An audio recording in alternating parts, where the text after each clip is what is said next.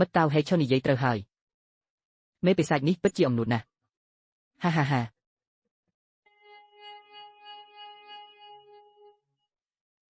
តែសម្រាប់ចិត្តច្បាស់ហើយឬនៅបញ្ឈប់ឥឡូវនេះនៅតាន់ពេលខ្ញុំយល់ហើយ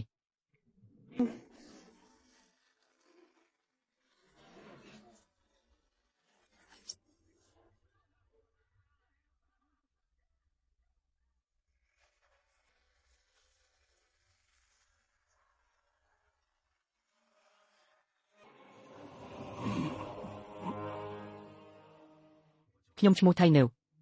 ឈ្មោះដើមចាំមិនច្បាស់ទេចាំតែពេលក្មេងហាត់ឈរជើងលើភពកណ្ដាប់ដៃធ្លាប់វាបំបែកបង្គោលឈើក្នុងចិត្តមានភ្លើងឆេះសន្ធោសន្ធៅចង់ក្លាយជាមនុស្សអង់អាចក្លាហានក្រោយមកក៏លួចដាវទាហានជីវិតប្រឡាក់ឈាមទុះលំបាកតែរឹងមាំរហូតដល់ថ្ងៃនោះមេឃភ្លឺឡើងទេវតាដែលហៅខ្លួនឯងថាតៃស៊ូចិនរិនគាត់ប្រាប់ថាខ្ញុំមានដងតើអ្នកណាមិនចង់ប៉ះពាល់អំណាចបែបនោះតែខ្ញុំខុសហើយអ្វីដែលគាត់ប្រើគឺការស្លរំលាយសាច់របស់ខ្ញុំត្រូវបានចារិកមន្តអាគមឆ្អឹងរបស់ខ្ញុំត្រូវបានបញ្ចូលធាតុពុកវិញ្ញាណជាប់ក្នុងរូបកាយដែលកាន់តែត្រជាក់និងកាន់តែធ្ងន់ខ្ញុំមើលឃើញខ្ញុំរិសូ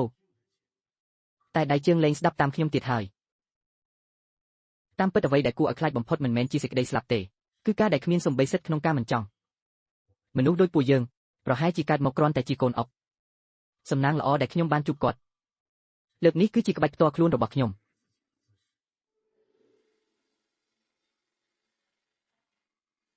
អញ្ចឹងទេតើប្រលឹងរបស់អ្នកខ្លាំងដៃម្នាក់នោះត្រូវបានជាប់ឃុំក្នុងនោះរហូតមកកណ្ដាប់ដៃមេនិកាយលើកនេះបានជួយដោះលែងរូបគេហើយអរគុណធីស៊ូរបស់ខ្ញុំ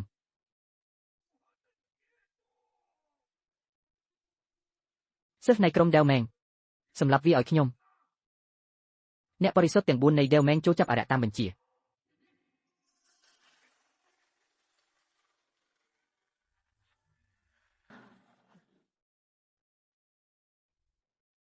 សុភាពបរោះទាំង4នៃសម្ព័ន្ធដេវឡាំម្នាក់ក្នុងចំណោមពួកគេសុទ្ធតែខ្លាំងជាងទាសករដែកនេះឥឡូវពួកគេទាំង4នាក់បានរួមកម្លាំងគ្នាហើយចាំមើលថាអរិយនោះនឹងទប់ទល់យ៉ាងដូចម្តេចទៀត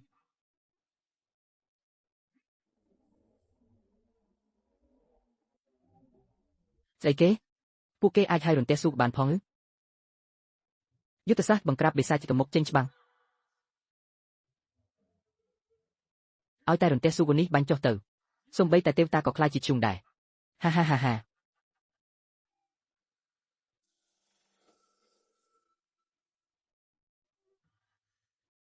ផ្សែងនេះខ្លាំងគួរសំដែររន្ទះស៊ូក៏ធ្វើអ្វីគាត់មិនបានបន្តិចសោះតើមេនិកាយសម្រេចបានរូបកាយទៅអមតៈហើយមែនទេអាហាមិនអាចទៅរួចទេហើយអ្វីគាត់អាចកម្ចាត់អ្នកខ្លាំងទាំង4ងាយបែបនេះបោកប្រាស់គាត់ច្បាស់ជាបោកប្រាស់ហើយត្រូវហើយគាត់ពិតជាបានបោកប្រាស់មែនសម្ព័ន្ធទៅទាំងមូលបដូរវេនគ្នាឡើងប្រយុទ្ធចាញ់ហើយមិនព្រមទទួលស្គាល់តើចង់បញ្ជូនកូនចៅកំពេចកំពុកមកឲ្យខ្មាស់គេទៀតឬល្អអញ្ចឹងយើងនឹងចេញមុខដោយផ្ទាល់ទៅជួបអាត្មាចោមសៀតនេះ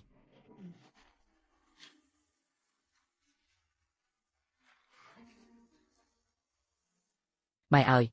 ដល់ថ្នាក់មេបច្ចេញមុខដោយផ្ទាល់ផងបើគាត់ចេញមុខនេះវាស្លាប់ជាមិនខានវីវហើយគាត់មិនដូចកូនសិស្សទាំងនោះទេបិសាចចំណាស់នេះចេះយល់ដឹងពីកម្មផលខ្លះហើយសូម្បីតែមេនិកាយក៏ពិបាកនឹងគាត់ដែរហែប្អូនប្រុសការស្រែកកាប់សម្លាប់បែបនេះខ្ញុំក៏មិនចូលចិត្តដែរចុះបើពួកយើងផឹកតែមួយពេងសិនទៅល្អតាអូតើលោកធ្វើវាបានយ៉ាងដូចម្តេចហាហាហាគ្រាន់តែជាល្បិចកំពេចកំពុកប៉ុណ្ណោះសូមអញ្ជើញអង្គុយខាងលើតើតាចាស់ចម្លែកនេះចង់ធ្វើស្អីច្បាស់ជាមានបំណងមិនល្អទេប្អូនប្រុសអ្នកមានទេពកោសល្យឲ្យបែបនេះមិនដឹងថាមានគ្រូជាអ្នកណាទេ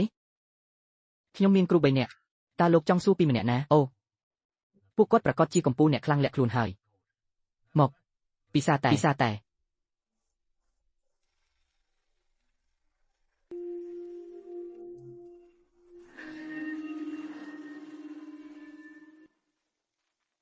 មិនស្រួលទេ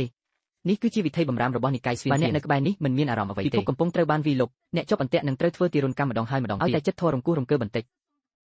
នោះវិញ្ញាណនឹងត្រូវរលាយសាបសូន្យប្អូនប្រុសតើឯងដឹងទេថាអ្វីទៅជាចិត្តធម៌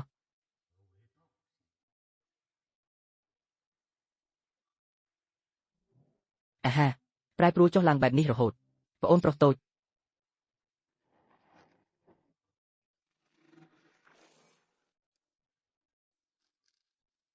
ប្អូនប្រុសតូចរបស់លេងសប្បាយបែបនេះហេតុអីលោកគ្រូមិនដែលបង្រៀនខ្ញុំអូនប្រុសតូចអើយ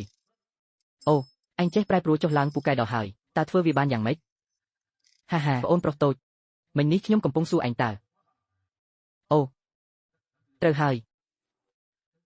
មិញនេះឯងនិយាយពីអីដែរមិញនេះខ្ញុំកំពុងសួរឯងតើអ្នកដឹងទេថាអ្វីទៅជាការលួចចិត្តប្រហែលជាចំណុចនេះហើយលួចយកពីផ្ទៃមេឃនិងផែនដីលុះត្រាតែគ្មានចិត្តទើបអាចគ្រប់គ្រងដោយយុត្តិធម៌លុះត្រាតែគ្មានចំណងទើបអាចគ្រប់គ្រងភាពខ្លាំងទោះបីជាមានដងពីកំណើតល្អតែបែរជាលងក្នុងមនោសញ្ចិត្តណាលោកីមិនខុសពីការដាក់ខ្លួននៅលើទីជ្រៅនោះទេ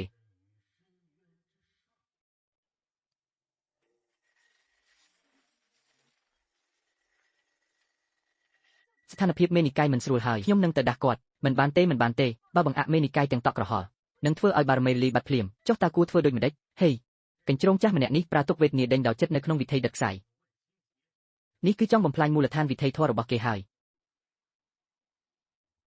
ល្បិចកលរបស់បេវងយេអ្នកនិងខ្ញុំសុទ្ធតែដឹងច្បាស់ក្មេងម្នាក់នេះទោះបីជាមានសំណាងបានបន្តវេនវិជាសម្ងាត់ក៏ដោយតែចុងក្រោយនៅតែជាក្មេងមិនទាន់ដាច់សរសៃអំបោះដដែលខ្ញុំមើលទៅគេទ្រាំមិនបានយូរទៀតទេ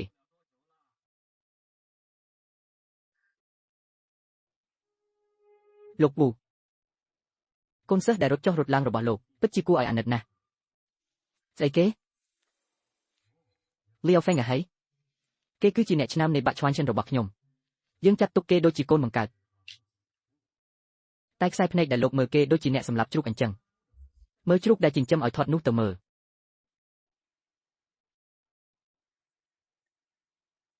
ចម្លែកណាស់